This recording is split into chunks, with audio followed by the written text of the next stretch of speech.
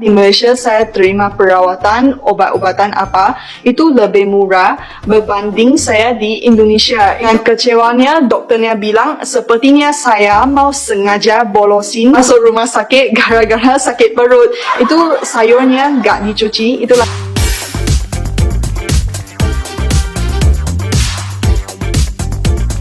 Katanya banyak juga jenisnya.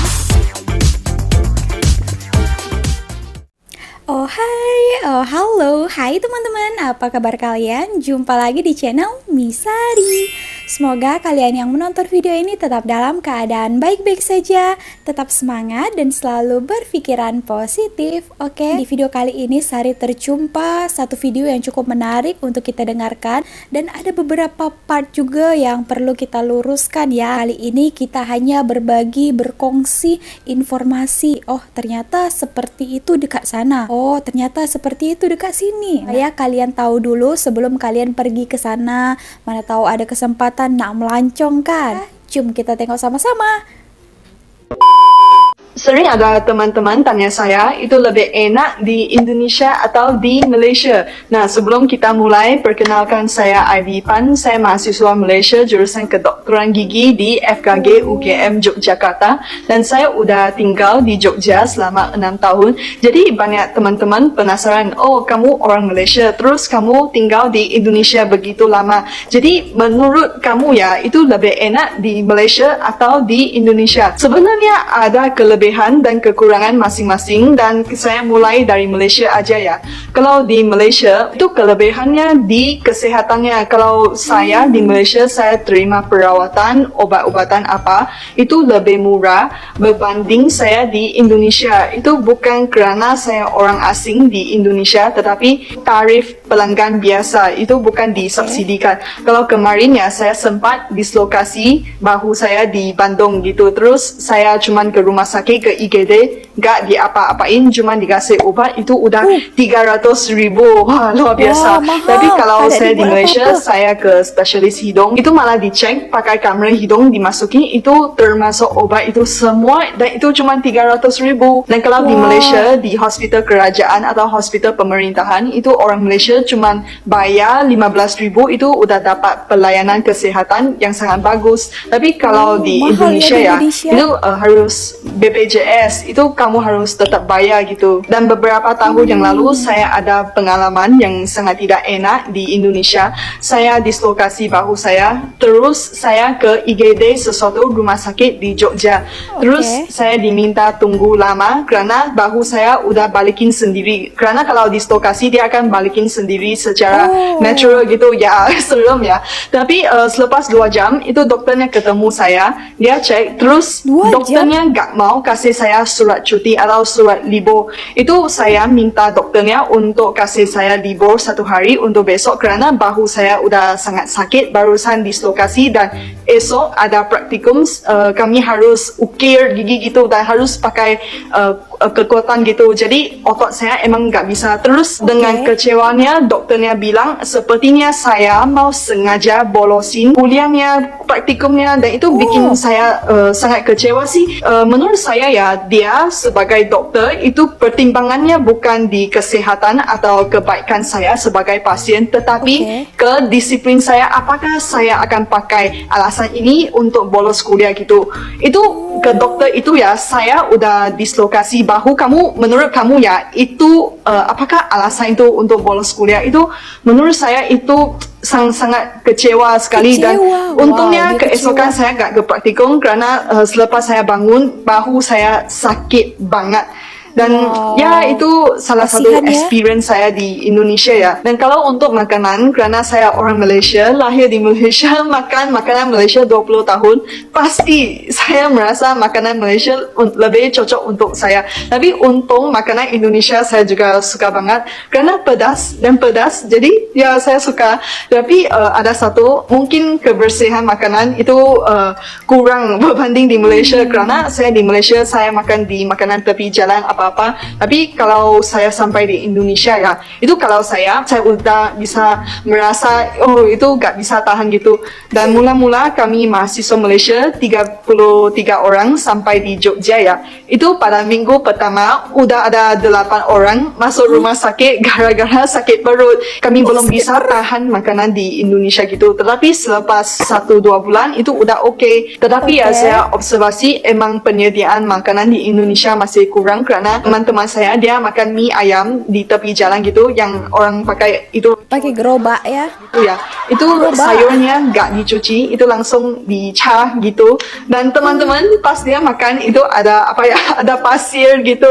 Dan kalau saya suka banget makan mie bakso. Saya udah makan beberapa tahun baru saya sadar itu mie bakso itu supnya itu airnya langsung dari keran, itu bukan dari galon. Dan saya merasa kok saya bisa survive, saya bisa hidup beberapa tahun nggak apa-apa gitu. Dan Sakit selepas perut saya tadi tahu mulanya. saya kurangin ke warung itu, tetapi kadang-kadang saya juga makan ke sana gitu. Jangankan dia ya yang orang Malaysia, sedangkan Sari saja yang sudah beberapa tahun itu hari di Malaysia, ketika balik ke sana juga mengalami hal yang sama. Sari langsung sakit perut dan sakit tiba-tiba. Kejadian juga dengan Sari. So kalau kalian datang ke sana itu kena tengok-tengok juga ya, apalagi kalau makan di tepi jalan ya. Kalian datang ke Indonesia wajib juga pilih-pilih makanan ya. Kalian tengok, kalau kalian rasa itu oke, kalian beli. Nah, ada juga yang mengatakan juga tentang makanan halal ya. Nah, kena perhati juga ya teman-teman. Oke, kita lanjut lagi ya. Untuk barangan tertentu seperti barangan elektronik atau barangan mewah seperti Nike, Adidas itu lebih murah di Malaysia kerana kemarin saya lagi membandingkan harga sepatu Nike yang sama di Indonesia sama di Malaysia. Ternyata yang di Malaysia Lebih itu murah, lebih yes. murah 300,000 gitu. Dan untuk kabel-kabel, kemarin saya lagi mau beli kabel. Saya tahu itu kabel ya, kalau di Taobao, kalau di Malaysia itu cuma 15,000.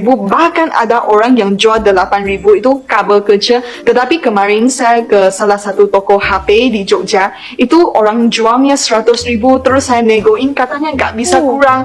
Nah, saya pikir ya mending saya beli di Malaysia gitu. Jadi kalau ada barangan, misalnya saya ganti HP baru, saya ganti laptop baru ya, semua saya beli di Malaysia. Beli di Malaysia itu boxnya itu bekasnya saya dibuka baru dibawa balik ke Indonesia. Kerana kalau saya nggak buka ya, itu saya dengar ada cerita akan kena cukai gitu, kena tax ya. Jadi saya harus buka semua boxnya gitu. Mungkin saya di Malaysia, saya hidup di kota ya, jadi itu kalau mau cari sesuatu barang itu mudah terjangkau dan itu murah lagi. Dan kalau saya di Malaysia mau kemana-mana saya pakai mobil, jadi enak ya. Kalau saya di Indonesia saya pakai motor kerana motornya itu lebih enak berbanding kamu pakai mobil kerana sangat macet sekali dan jalannya lebih kecil gitu. Kalau di Malaysia jalannya lebih lebar, tapi kalau kamu pakai motor di Malaysia itu bahaya kerana itu lebih banyak mobil berbanding Jalannya sepeda besar-besar motor ya. sehingga semuanya pakai mobil gitu. Jadi gak takut hujan, gak takut matahari. Ngomong tentang cuaca ya, menurut saya Malaysia itu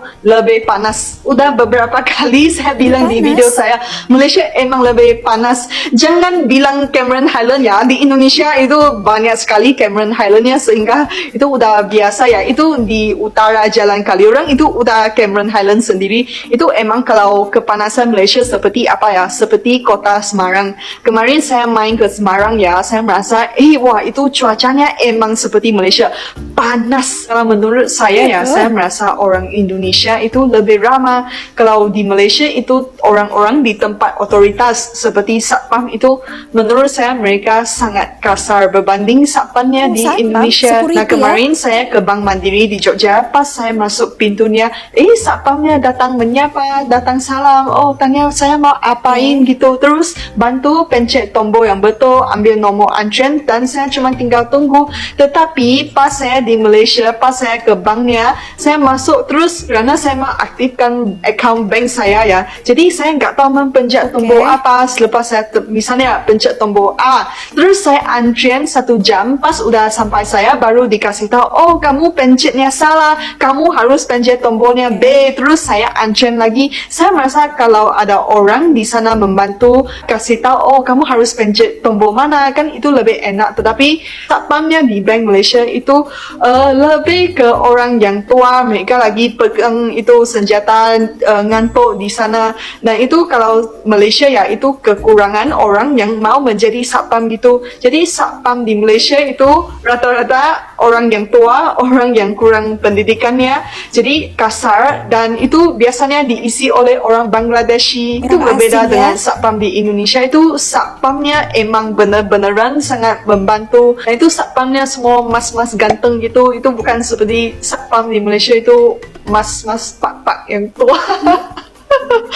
Nah kalau di Malaysia itu safety-nya, keamanannya itu kurang ya. Jadi kalau kalian pernah main ke rumah orang Malaysia, itu pasti pintunya, tingkapnya ada grill, ada logamnya. Dia itu apa ya, malingnya gak masuk ke dalam rumah gitu. Karena kalau tingkapnya gak kira sebesar apa, sekecil apa, kamu gak pasang grill, itu nanti malingnya akan masuk. Itu dari tingkap tingkap kamar mandi itu juga bisa masuk mereka walaupun kecil gitu. Kalau rumah di Indonesia itu gak butuh grill. Mula-mula saya sampai di Jogja, saya kaget, kok semua rumah-rumah seperti. Nah, cukup sampai di situ dulu ya. Nah, ada beberapa part yang kita rasa Sari di Medan lah ya teman-teman. Sari rasa ya sama juga lah panasnya ya. Tapi yang base-nya di Malaysia ini walaupun panas tak ada habuk ya daripada kendaraan. Nah itu paling base-nya. Sari mau menjawab menurut sepengetahuan Sari. Tadi katanya masalah security ataupun satpam di Malaysia. Memang kebanyakannya itu adalah orang asing. Tapi ada juga lah beberapa orang Malaysia. Dekat Sari sini Hong Leong di situ adalah orang Malaysia ya. Masalah tadi tuh mau kita tak tahu bantuan siapa, mau minta tolong dengan siapa. Kita katanya adalah orang Malaysia. Orang Malaysia kan kebiasaan di sini sudah mandiri. Jangankan pincet itu tombol dekat bank, dekat mana-mana pun isi minyak contoh kecilnya saja pun sendiri. Jadi kurang ada bantuan orang. Mereka sudah tahu sendiri apa yang mereka buat. Kan ada tulisannya itu ya kan, kita mau buat account, kita mau ada pertanyaan, ada dan lain-lainnya itu tinggal tekan saja. Sari pun tanpa ditolong juga karena sudah lama di Malaysia, kita dah biasa mandiri, kita buat sendiri ya kan. Kalau di Malaysia macam tuh. Tapi kalau di Indonesia kita kena apa-apa ada orang yang tolongkan. Isi minyak ada orang tolongkan, buat ini ada orang tolongkan, ya mau memperkerjakan orang. Jadi ya semua apa-apa kena bantu. Tapi itu bedanya dengan Malaysia. Kalau Malaysia tak payah kita tanya ya, kita self service ya, kita buat sendiri. Nah itu bedanya ya teman-teman. Soal tadi satpam kalau di Indonesia muda-muda, dan yang besar-besar badannya. Betul kalau di Indonesia itu yang memang kena pilih betul-betul, kan hanya security atau satpam yang cantik ya kan. Kita yang kerja macam Indomaret ataupun di sini macam 7-Eleven itu pun ditanya tinggi badan, cantik atau tak ya kan. Entah lagi security dekat sana, mestilah kena pilih betul-betul. Dan susah ya teman-teman dapatkan pekerjaan security dekat bank macam itu. Selanjutnya kalau di Malaysia tadi katanya ada grill ya, grill untuk setiap rumah. Nah memang kebanyakannya seperti itu. Kalau dekat Indonesia ya ada beberapa rumah saja ya. Pasangan grill itu supaya kita lebih aman. Karena di Malaysia ini bukan hanya orang Malaysia saja ya, ada banyak negara di sini. Oke teman-teman, jadi itu bukan berarti tak aman, ya mau safety saja. Berarti di Indonesia aman ke tidak karena tak menggunakan grill. Banyak juga kejadian ya kita tahu lah ya kan, itu tak memastikan aman atau tidaknya. Nah, bagaimana menurut kalian? Korang ada buat grill ke dekat rumah, tapi sari baca komentarnya kalau di bagian belah kampung tuh itu ada juga yang tak gunakan grill, tapi kalau dekat Banda memang lebih banyak yang gunakan grill ya, dekat tingkap dan juga pintu rumah. Nah, bagaimana menurut kalian? Kalian ada komentar lain ke tak? Boleh juga komen ya, pandangan lain tak dengan apa yang tadi dikatakan Amo ini. Beberapa yang dikatakan oleh Amo ini, dia sekarang sekolah mahasiswa dekat Indonesia, dokter ya. Kalau kalian ada pandangan lain ataupun berkomentar, kasih komentar kalian dekat ruang komen dekat bawah ya. Oke, jadi mana tahu kalian datang ke Indonesia, kena hati-hati juga pilih makanan. Ada juga yang berkomentar katanya itu hari, pastikan kalau untuk teman-teman yang muslim ya, itu pastikan tempat itu makanannya halal atau tidak. Karena katanya ada yang bercampur macam itu. Oke, teman-teman. Tadi pembahasan satu tentang alat elektronik lebih murah di Malaysia daripada di Indonesia. Nah, itu ada betulnya juga. Tapi sekarang susah sedikit ya, teman-teman, daripada Indonesia mau beli handphone, kebanyakannya dulu beli iPhone itu datang ke Malaysia ataupun ke Singapura baru mereka bawa balik ke Indonesia. Tapi sekarang susah dikarenakan apapun barang yang sudah kita bawa, kita beli daripada luar negara, Malaysia ataupun negara-negara lain, itu dikenakan cukai, teks, pajak. Nah, juga kalau untuk smartphone itu juga harus mendaftarkan email. Jadi susah ya. Jadi harus terdaftar emailnya. Kalau tak, kena pajak lagi. So segitu aja video kali ini. See you on my next video. Misari. Jangan lupa kalau kalian suka, klik tombol like-nya, komen, dan juga subscribe. Jadikanlah video ini sebagai informasi sahaja. Oke, bye.